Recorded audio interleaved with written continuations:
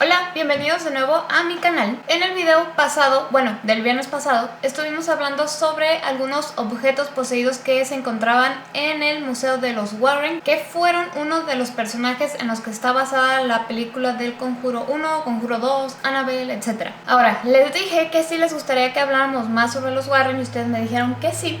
Y uno de los temas que me dijeron que sí les gustaría que hablara era de la bruja Bathsheba Sherman, que fue la que salió en el Conjuro 1. Y se me ocurrió, se me hizo más bien como que mejor idea hablar como que de ese tema así como que un poco más profundo.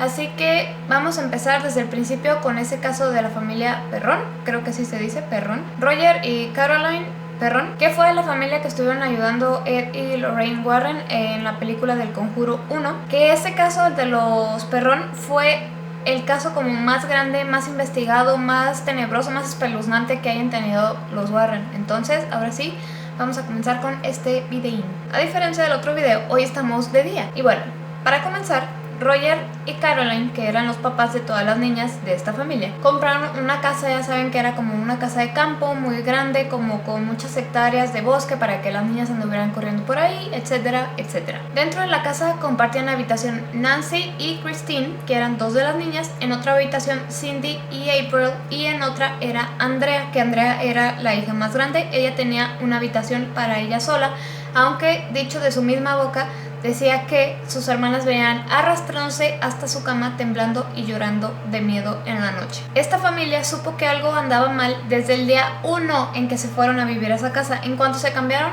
notaron que algo había mal en esa casa y más tarde se iban a enterar que 8 generaciones de familia habían vivido y muerto ahí dentro de ese terreno. Pero dentro de esos residentes que estuvieron en esa casa, por ejemplo, hubo uno que se llamaba John Arnold, que a los 93 años se suicidó colgándose dentro de los establos de los caballos que tenían ahí mismo en el terreno. También hubo asesinatos, ya sea por envenenamiento, hubo una violación y asesinato de una niña, hubo 2 personas ahogadas sí se fijaron que tenía como un río, un riachuelo en la parte de atrás.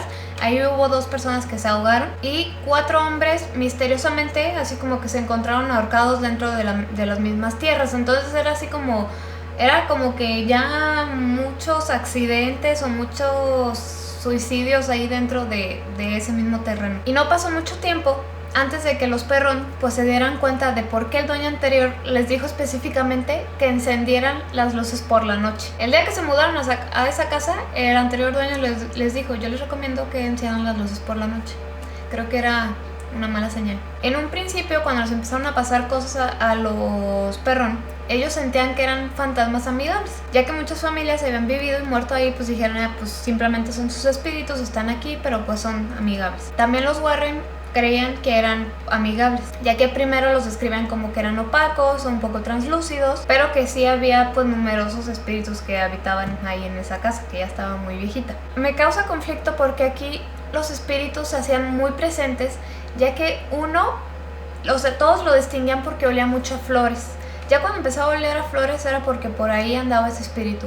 Otro le decían que era tan amistoso que se pasaba a todas las habitaciones a darle el beso de las buenas noches a todas las niñas. Y otro parecía que era un espíritu como de un niño porque se la pasaba ¿cómo se puede decir? Como viéndolas jugar, y además les empujaba como que los carritos de juguete. Los juguetes como que se prendían con pilas, también se los prendía, y así se la pasaba como que en todas las habitaciones de las niñas. Por eso ellos pues pensaron que era un espíritu de un niño. Escuchaban muy seguido que alguien estaba barriendo la cocina y era como que un espíritu femenino, pero ellos como que se empezaron a acostumbrar y ese como que no le hicieron mucho caso, hasta como que lo hacían sentir bienvenido al espíritu, se podría decir. Y se daban cuenta cuando entraban a la cocina pues que la escoba estaba en diferente lugar, y de hecho hasta había como un montoncito como de polvo así, o sea, como si hubieran barrido este cuarto y hubieran dejado la basura aquí en medio para que alguien nomás lo recogiera y ya. Tenían otro espíritu que ellos le habían puesto de nombre Manny, y Manny se les aparecía así de frente y se les quedaba viendo en lo que ellas estaban jugando, en lo que las niñas estaban jugando, y de hecho ya hasta a las niñas les parecía simpático, ya se puede decir que hasta lo querían porque siempre estaba ahí presente con ellas. Pero, por ejemplo, se les aparecía aquí y ellas lo lograban ver, pero así como que de reojo. Si por alguna razón alguna de las niñas lo volteaba a ver así como que directamente a los ojos, el fantasma así se iba. Esta casa estaba tan embrujada, encantada, endemoniada, como le quieran decir, que además de todos estos espíritus que se les presentaban, también les pasaban cosas extrañas, como por ejemplo las camas levitando, así como unos centímetros del piso. También el teléfono, de estar así como que en una superficie, como que levitaba y ¡pum!, como que salía volando por allá súper lejos. Me da risa porque ellos vivían ahí y a mí ya me hubiera dado un infarto, porque dicen que además del teléfono, de las camas, había objetos que simplemente así como que volaban por toda la casa, así como si tuvieran vida propia y pudieran volar así como si nada. Las sillas se caían, entonces cuando yo me quería sentar, la silla como que se hacía para atrás y pues me caía, ¿no? Y también no era nada raro, como nos mostraron en la película, que las fotos que estaban colgadas en la pared pues todas se cayeran. Y también los perrón decían que habían visto como, se podría decir, un tipo de sangre, pero era como sangre color naranja, como que goteaba de las paredes, y así que iban por el trapito para limpiar, y cuando iban pues ya se había desaparecido esa sangre naranja. Y como les decía, había muchísimos espíritus en esa casa. No todos eran bienvenidos como estos que les conté, porque algunos les pellizcaban las piernas y los brazos, y además les jalaban el cabello a las niñas, pues a la mamá, al papá, a todos. Otros les golpeaban la puerta principal así súper feo, pero que toda la casa así, todos los vidrios como que se hacían así, como que se sacudían de tan fuerte los golpes que les ponían. Otras puertas se cerraban solas y otras era imposible cerrarlas. No sé si recuerdan en la película que tenían como algunas puertas así como amarradas con trapos para que no se golpearan. Hagan de cuenta, sí, algunas sí se cerraban y otras así como que las querían cerrar y no se podía. Alguna fuerza las mantenía abiertas. Entonces, no todos los espíritus eran buenos o inofensivos, porque uno de esos espíritus los mantenía, por lo menos a los papás, despiertos, porque se escuchaba llorando y decía mamá, mamá, y pues ellos, pensando que eran alguna de sus hijas, se paraban y veían y pues no había nada.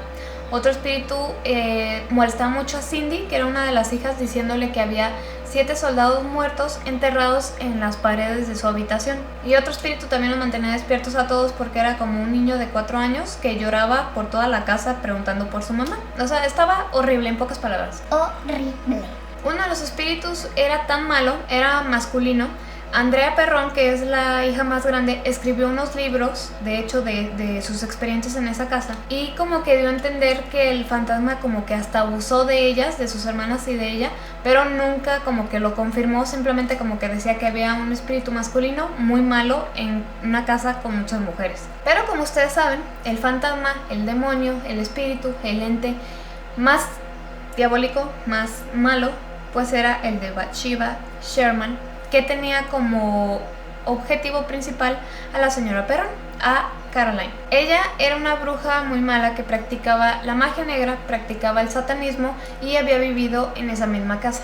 Claro que muchos años antes. Y ella se había suicidado colgándose del árbol que estaba justo en la parte de atrás antes de llegar al riachuelo, justo como vimos en la película. Los Perrón no eran una familia muy creyente, entonces se dice que pudo haber sido un factor como para que todos los espíritus, se podría decir, que los molestaran más. Bathsheba fue un espíritu súper despreciable y repugnante más con esta familia Perrón. Ellos no solo sentían su presencia, sino también veían la presencia, y aquí yo les voy a leer un poco de cómo la describían, ya que dicen que era como una colmena de abejas deshidratada, cubierta de telarañas y sin rasgos humanos apreciables, a excepción de los gusanos que se arrastraban a través de las grietas de la arrugada piel de su cara. O sea, era un fantasma horripilante. Su cabeza redonda y grisácea estaba inclinada hacia un lado, como si su cuello hubiera sido roto, y un hedor llenaba la habitación cuando se hacía presente. De traumarse. No, yo me hubiera traumado, muerto ahí de un infarto. Bathsheba nació en el año de 1812 en Rhode Island, que es otra parte de Estados Unidos, y contrajo matrimonio con Judson Sherman el 10 de marzo de 1844. En su vida, Bathsheba tuvo una vida bastante solitaria y fue como excluida de su pueblo, de su comunidad, cuando fue acusada de que había matado a su bebé. Como nos dijeron en la película, hizo como un sacrificio a Satanás, sacrificó a su bebé, y de ahí como que todo el mundo pues pintó su rayita, obviamente por obvias razones. Y como les decía en el video pasado, se cree que Bathsheba tuvo 4 hijos, más, pero nunca llegaron a más de los 4 años. Pero sus hijos no eran las únicas víctimas, ya que al estar viviendo dentro de este terreno gigante, pues obviamente tenían empleados y decían que a esos empleados también los maltrataba, los dejaba sin comida y los golpeaba por cualquier cosa. Y era lo que les comentaba la vez pasada. En el video pasado yo les decía que Bathsheba decían que que se había colgado, pero como lo pusieron en su registro de cuando murió, el forense dijo que nunca había visto algo como su caso, porque cuando la fue a ver, cuando fue a revisar, decían que su cuerpo se había como solidificado, así horrible, como si se hubiera hecho piedra. Entonces realmente no se sabe si murió colgada o así como hecha piedra. Y bueno, maldijo obviamente pues a la persona que viviera en su casa. Entonces molestaba mucho a Caroline y también molestaba a otra de las hijas, Cindy, que era como que su blanco más frecuente, que lo vemos en... Creo que si no me equivoco es cuando en la película están Andrea y la otra hermanita, que se escucha como que tocan en el armario y ella va a ver y la bruja está por encima. Creo que es ella, creo. También nos echaba el señor Perrón, porque cuando estaba él solo en la casa, los aparatos electrodomésticos se rompían con frecuencia, salían volando todo. Y el señor Roger pues decía, ok, otra vez. Entonces ya, pongan de cuenta, agarraba no sé qué puede haber en ese entonces, pero la licuadora. Ahora la licuadora se la llevaba al sótano, la empezaba a arreglar y mientras estaba ahí en el sótano siempre sentía que Bathsheba estaba ahí con ella, porque sentía así como si lo estuviera acariciando el cuello, así como que lo agarraba. Le pasaba las manos también por la espalda. Entonces se podría decir que pues Bathsheba quería al señor Perrón y obviamente pues odiaba a la esposa, a Caroline. Y aquí dice, la señora Perrón dice que despertó una mañana antes del amanecer y se encontró con un fantasma al lado de su cama.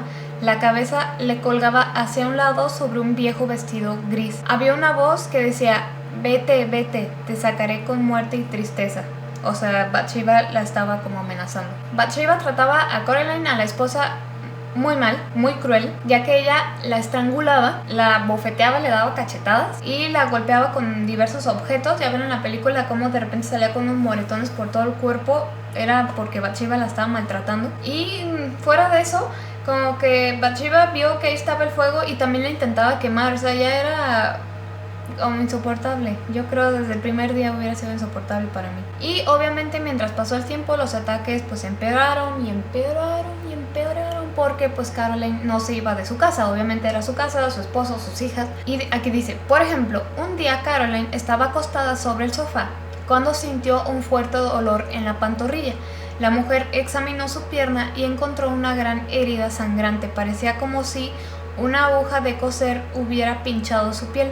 Más tarde, luego de las frustradas amenazas hacia Caroline para que saliera de la casa, Bathsheba tomó un camino diferente e intentó invadir el cuerpo de Caroline. O sea, la intentó de poseer, como también vimos en la película. Y es aquí cuando ya deciden llamar a Ed y Lorraine. Hasta aquí voy a dejar este video, porque obviamente es una historia súper extensa. Si quieren que siga hablando, puedo hacer la parte 2 de este video, que la verdad ustedes ya vieron que es un tema súper interesante. Entonces cuéntenme en los comentarios si quieren que les siga con esta historia, ya que me falta mucho como Ed y Lorraine les ayudan, la huida de esta familia de la casa, algunas curiosidades, datos de interés, cómo fue que se basaron en la película, etcétera. Ustedes díganme, no sé si quieren que les siga con este tema. Gracias por ver, espero que les haya gustado. De todos modos, yo les dejé aquí fotos y todos reales. Los quiero mucho y nos vemos en el video del domingo.